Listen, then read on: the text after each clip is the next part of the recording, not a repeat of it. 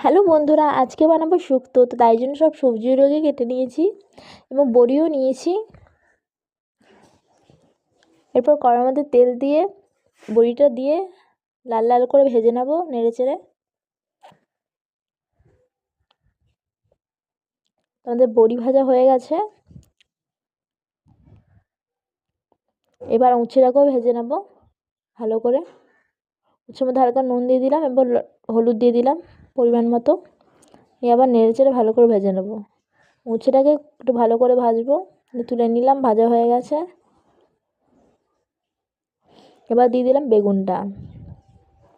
এবার আলুটাও ভেজে নিয়েছি। এবার বিনসটাও ভেজে নিচ্ছি হালকা করে। বিনসের উপরে গাজরও দিয়ে ভেজে নিলাম হালকা করে, সবগুলো ভাজবো। এরপরে পেঁপেও দিয়ে দিয়েছি, এবার মূলোও দিয়ে দিয়েছি, নিয়ে সব হালকা করে ভাজবো। এরপরে কাঁচকলাও দিয়ে দিলাম, নিয়ে সামান্য লবণ দিয়ে হালকা নেড়ে চেড়ে ভেজে নিয়ে এদিকে আমরা মশলার জন্য কালো সরষে এবং পোস্ত নিয়ে বেটে নেব। বাটা হয়ে গেছে আমাদের।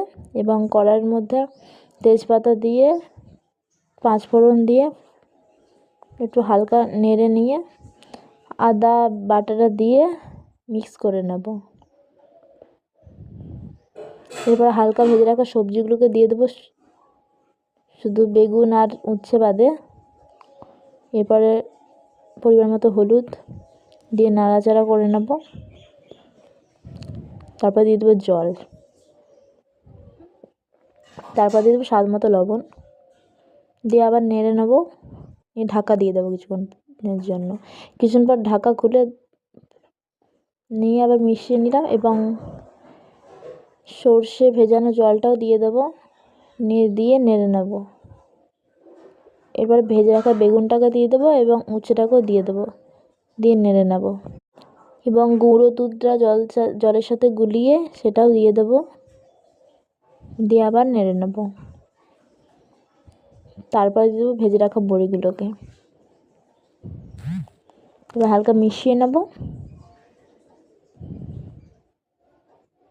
নিয়ে কিছুক্ষণের জন্য ঢাকা দিয়ে দেবো।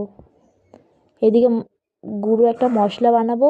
জিরেটা গরম করে গুঁড়ো করে নিয়েছি, নিয়ে এর ওপর দিয়ে ছড়িয়ে দেবো নামিয়ে।